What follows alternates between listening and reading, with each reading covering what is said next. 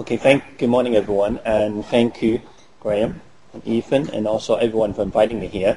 And some of them are familiar faces. And I must say, first of all, happy birthday to Nigel there, from Wallace. It's his birthday today, so I was informed. So happy birthday. Sorry to put you on the spot. I'm tasked with speaking on online dispute resolution in Asia, and I don't think I can cover all of Asia because my friends are there from China, and they know more about China in terms of dispute resolution than I do. I just come from a small country in Hong Kong, it's part of China. But what I can say is this morning in the news, I heard, for example, British Gas, Professor. There's about, I don't know how many complaints they had. People complaining about British Gas, and there was one lady on the news in BBC World this morning saying, for example, she has no trust in British Gas or whatever they say.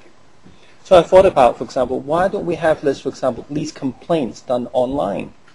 Because they said that they're recruiting 800 odd staff to cope with the complaints. This is why can't we do this online? Maybe this is something to be thought about. In terms of Asia, I think in the West we are more, for example, more advanced in technology and all that. Everyone's into IT and all that. In Asia, I'm not saying we're not advanced, but we're gradually getting there. We like to sort of sit down, I'm being half Chinese, we like to sit down and actually watch and see what others are doing first before we actually step into the pond or whatever you want to call it, river or, for example, a canal, whatever. Because we feel, for example, it's very important to actually do things right when we actually put things forward. And I was talking to my friend Danny from Cedar there this morning, and I said to him, life is short. We're all here in terms of providing some kind of service, either good service, bad service, whatever. We're here for service, just like the ATM machines, providing some service. And I believe myself to working together, all the communities working together in terms of actually providing one system. Some of you from the IT field might feel that, for example, this is wrong. We should have different systems. Coming from an engineering degree, I believe that interfaces and all that, everyone say, okay, Apple computer. What about, for example, IBM computer? We can't interface, and there's lots of problems there. And I believe that if dispute resolution, I believe if you actually all can work together with one system, it will make life easier for everyone. BlackBerries. We're talking to Professor this morning how annoying BlackBerries are. Because yesterday I was at a meeting in London, and people were saying, hey, I'm paying for your time, lawyers here. Why are you looking at your BlackBerry when I'm paying for your time? So I thought about, okay, if BlackBerry is successful and lots of people are using it, it's one technology, why can't we, as dispute resolution providers, all work towards one system? And I must thank ICANN. I think Frank's here somewhere. I can't see him. ICANN. People always criticize ICANN with that dispute resolution for domain names and all that. I think, first of all, I believe this is a very good system. Okay, I'm not saying it's perfect, but put it this way, it's a good system now because I'm working with China, CTAC. We're doing domain names. We're working with Korea. And we're working with Malaysia as well. You can see that instead of everyone developing their own systems, making life more complicated for each other, we're actually all working towards one end. Providing a good service that's much easier and makes life easier for everyone else. I know that Malaysia is very keen in IT. That's why we're working with Malaysia. But as Danny will know, we only have 7 staff, and also Michelle will know we only have 7 staff. I believe we have to actually have some kind of body, international body. Maybe a professor will agree or disagree.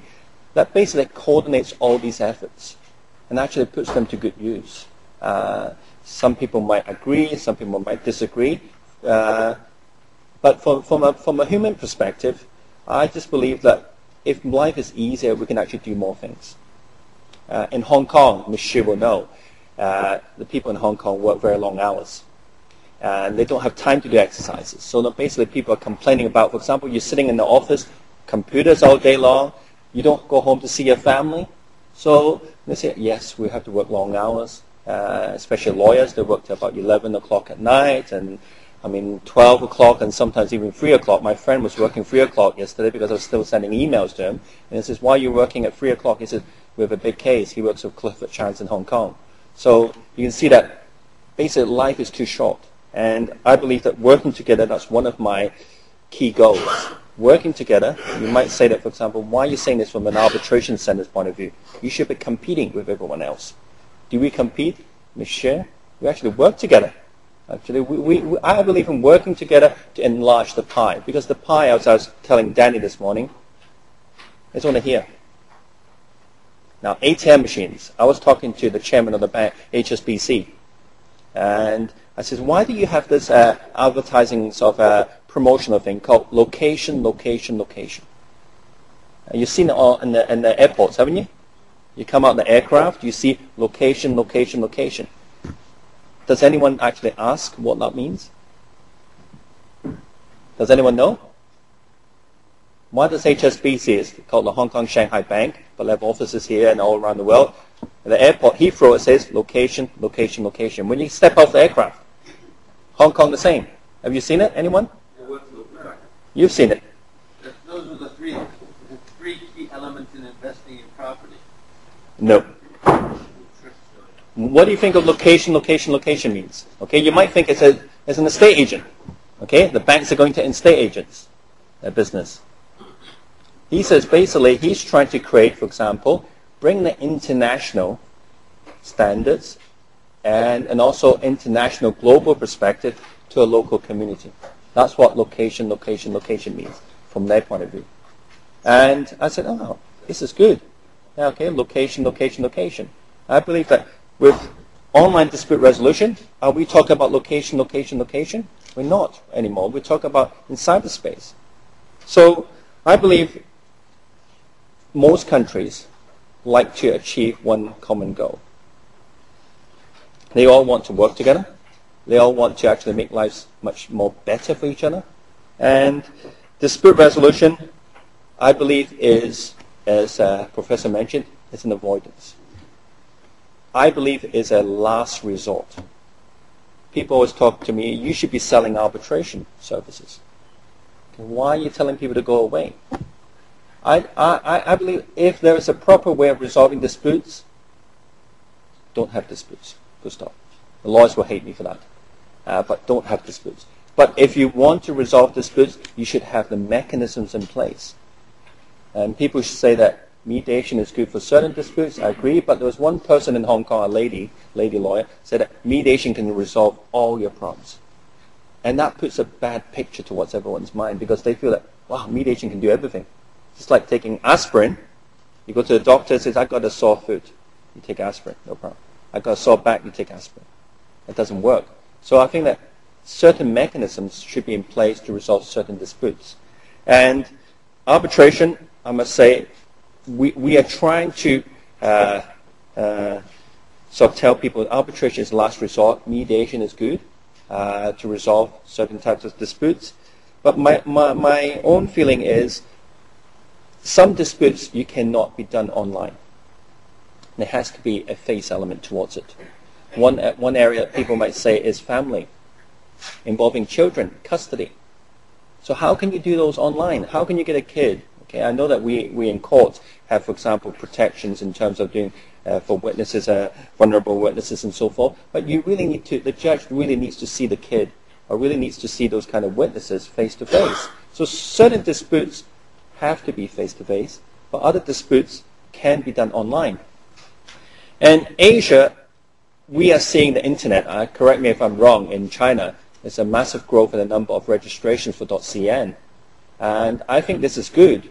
And it shows that more and more people are keen on using the internet.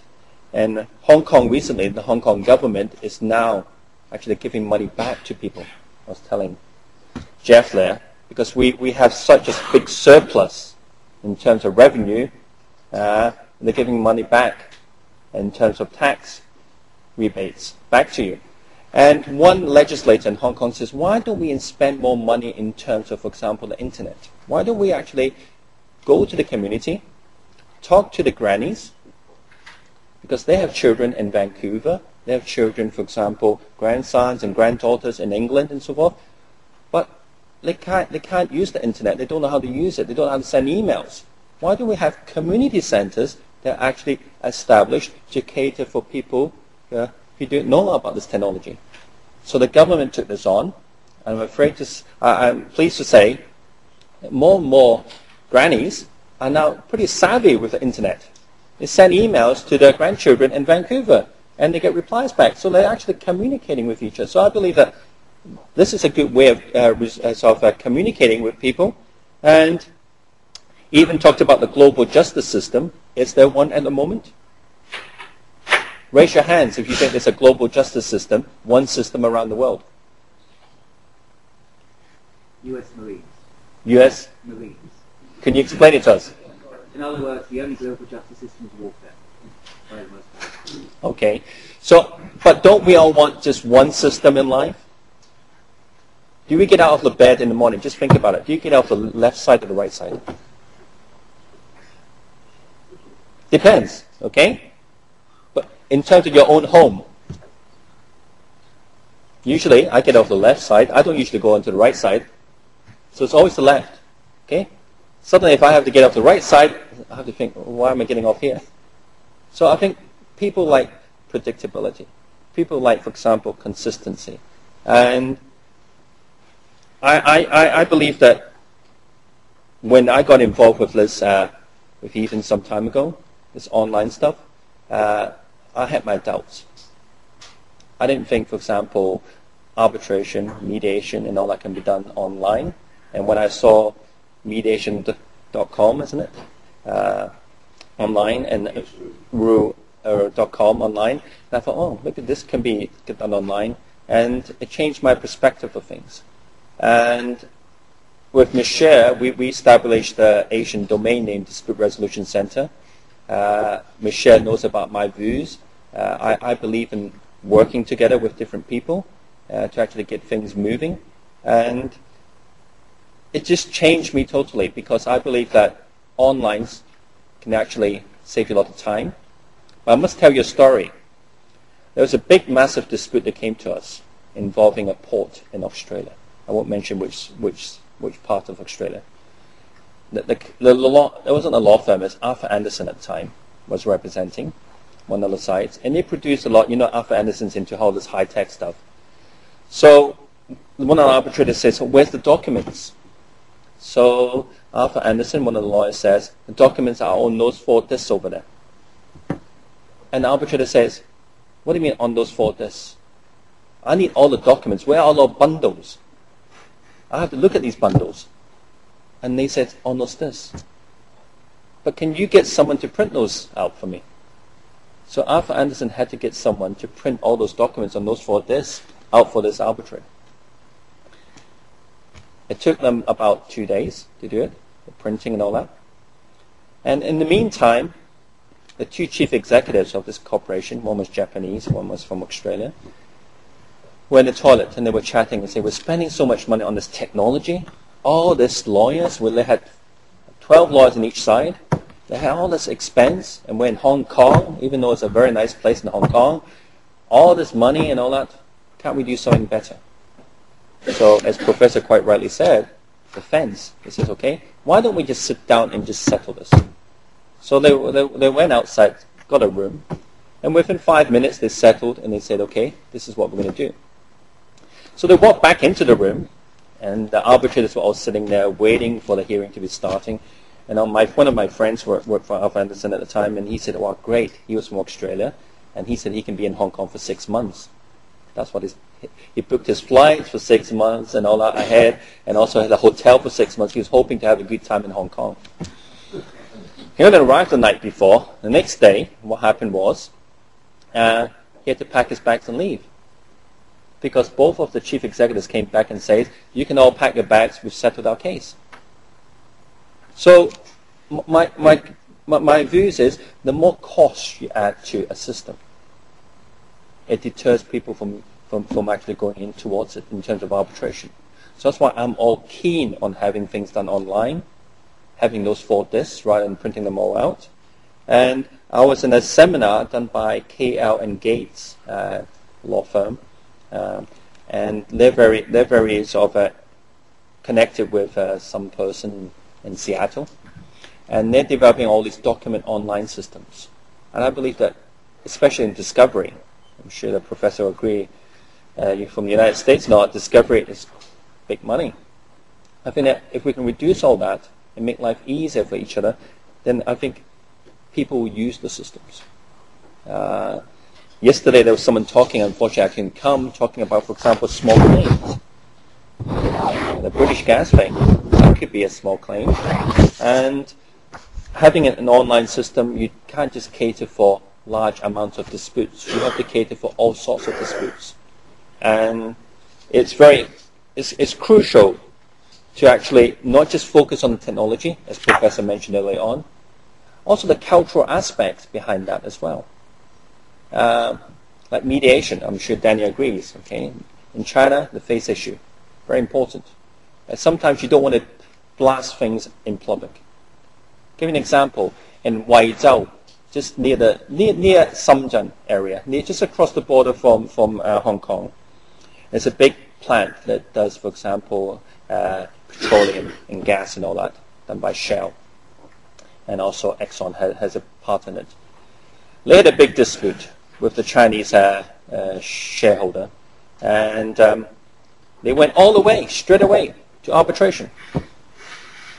They won, but eventually, it's a joint venture. Any kind of agreements they had to go into afterwards, the Chinese party says, we'll think about it. We'll think about it. And nothing got done. So this, my friend he was the in-house counsel at the time, he asked, why are they like this? He says, why don't you ask them? So he went along and asked the in-house counsel, the Chinese partner. He says, why are you doing this? Well, we just like to look at things very carefully. And eventually when they went out for dinner and all that, it came back as, we like to settle things amicably. You actually came along and used the system and basically created us embarrassment. And this is what? The first case, the arbitration case. We could have easily sat over dinner and resolved it. But you had to file the first notice of arbitration and get things moving. So cultural aspects are very important, because if the American company, the American General Counsel, if he actually realized the cultural aspects of it, he could have actually sat down with the Chinese part and resolved the issue without going through the first arbitration. And subsequently, the relationship could have been much more promising. But now he's faced with the task of everything has to go through a system, and everything gets challenged and all that. So he's making life very difficult for himself. But now, I'm pleased to say that a new general counsel came in. He's from England, and he's more aware of the cultural aspects. He's now talking to the Chinese parties, and things are really moving very quickly. And also the Guizhou government is very pleased with the whole joint venture, and so is the US and also the UK and all that entities. My last word, as Ethan's pointing, I didn't prepare the slides. I apologize for that, because I came to England. I was supposed to come to this conference for 2 days, but I got dragged away yesterday to do something, and I had to leave at 12 o'clock back to Beijing, because I'm involved with the Inter-Pacific Bar Association for arbitration. So I have to chair that, and if I don't go back, I think they'll kill me, and the All China Law Association will kill me. Because I was the one who said we should have this in Beijing, and if I don't turn up, they'll kill me. So that's why I apologize, and I didn't prepare my slides and all that. But my only last word is, I believe JFK said this. John F. Kennedy, the U.S. president, he said, people have to live with each other, good or bad. But they have to, for example, if they do have any kind of disagreement, they have to choose a method that will actually bring them to some kind of, for example, satisfaction. And I think he had very foresight in terms of saying that even though you live next door to your neighbor, you might have, for example, good times and bad times, but you need a system to actually resolve those bad issues. I think that online dispute resolution with Ethan and Graham and everyone, for example, Jeff, I think they're all moving towards a right direction, and I will continue to support them. And I believe that to make life easier for ourselves, we should have one system. Thank you very much, ladies and gentlemen.